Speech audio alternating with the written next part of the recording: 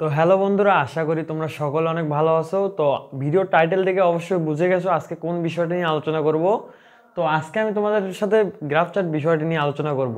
তো তোমরা বিগত বছরগুলোতে লক্ষ্য করলে দেখতে পারবে গ্রাফ চার্ট প্রত্যেকটা বোর্ডে প্রতি বছরে এসে থাকে। তো এটি কিন্তু 10 মার্কের একটা অ্যান্সারের কোশ্চেন।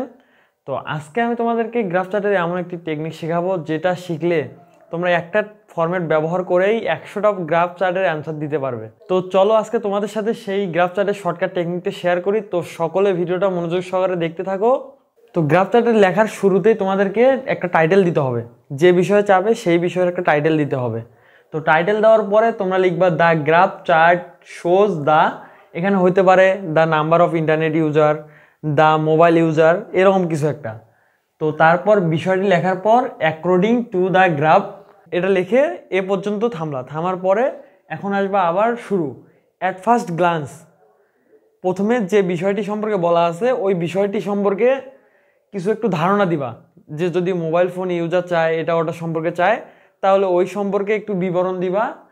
তো তারপর বিবরণ দেওয়ার শেষে 2-1 লাইন বিবরণ দেওয়ার শেষে দ্য গ্রাফ শোজ দ্যাট লিখে ধারণা আরেকটু কিছু বাড়াবা। যেমন ধরো মোবাইল ফোন ইউজার সম্পর্কে চাইছে, বছরে কতটুকু মোবাইল ফোন ইউজার বাড়ছে বা কমছে, এগুলো লিখবা একটু। তো এগুলো লেখা শেষে আবার বাট কিন্তু দিয়ে গ্রাফের বিপরীত দিকটা দিবা। এখন হতে পারে তোমার মোবাইল ফোন ইউজারের একটা ভালো দিক আছে এবং একটি খারাপ দিক। তোমরা ধরো ভালো দিকটা প্রথমে লিখছো, তারপরে দিবা তোমরা খারাপ দিকটা। তো খারাপ দিকটা দেওয়ার পরে হাউএভার, যাই হোক, লিখে ইতিবাচক দিকটা, গ্রাফের যে ইতিবাচক দিকটা, যদি মোবাইল ফোন ইউজার লিখে থাকো তাহলে মোবাইল ফোনের যে গুরুত্বপূর্ণ একটা দিক আছে সেটা লিখবা। তো সেটা লেখা শেষে আবারও নতুন কিছু যোগ করবা, যাতে তোমার গ্রাফটা 10 মার্কের একটা অ্যান্সার। তোমাকে 10 মার্ক ফুল করতে যেটুকু অ্যাড করা দরকার সেটুকু অ্যাড করবা। দরকার পড়লে 2-1 লাইন বেশি লিখলা, কিন্তু তোমাকে 1 পেজের বেশি যাওয়া যাবে না, কারণ গ্রাফ চার্টে মার্ক কাউন্ট হয় 10 মার্কের 1 পেজের মধ্যে লেখার। তো তারপর 1 লাইন লিখে 2-3 লাইন যোগ করে দিলা।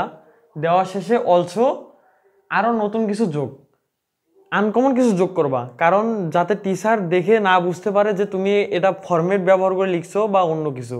তো আরও কিছু যোগ করা শেষে দুজ ওভারঅল দিয়ে দ্য গ্রাফ চার্ট শোস। এখানে তুমি পয়েন্টগুলো একটু একটু করে হাইলাইট করবা, প্রথমে যেগুলো লিখছো সেগুলো একটু একটু করে হাইলাইট করবা আবারও। তো হাইলাইট করা শেষে মনে করো তোমার গ্রাফটা ফুললি কমপ্লিট হয়ে গেল। তো এখন তোমাকে দেখাই গ্রাফে ইউজ করার মতো যে কয়েকটি ভার্ব আছে সেগুলো। তো যদি গ্রাফে ঊর্ধ্বমুখী হয় তাহলে তুমি ইউজ করবা ক্লেম টু, ইনক্রিজ টু, অথবা আবার যদি নিম্নমুখী হয় তাহলে ড্রপ টু, রিডিউস টু। এরপরে যদি গ্রাফে কোনো একটি দেখছো তুমি একটি সাল পরিবর্তন হয়নি বা একটি সালে কোনো মোবাইল ফোনের ব্যবহার কম বেশি হয়নি, তো সেখানে তুমি ইউজ করতে পারো ডিড নট চেঞ্জ। তো এরপরে ওঠানামা কম বেশি যদি হয়, সাপোজ মনে করো তুমি একটা বছরে উঠছে 90%, আরেক বছরে নেমে 80%, এবং তারপরে ওই ইয়ারে আবার 90% চলে গেছে, এরকম ওঠানামা হলে রাইস অ্যান্ড ফল ব্যবহার করতে পারো। তো এই টেকনিকটা ব্যবহার করে সকলে গ্রাফ অ্যান্ড চার্টে খুব সহজেই 10 মার্ক তুলতে পারবে।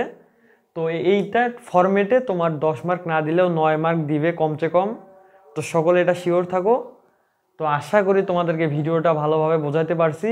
তো আমি এই ফরম্যাটটা ডেসক্রিপশনে দিয়ে রাখবো, তো কেউ উঠাইতে চাইলে ওখান থেকে উঠাইতে পারো। তো দেখা হবে আবার নতুন কোনো এক ভিডিওতে, সেই পর্যন্ত সবাই ভালো থাকবে।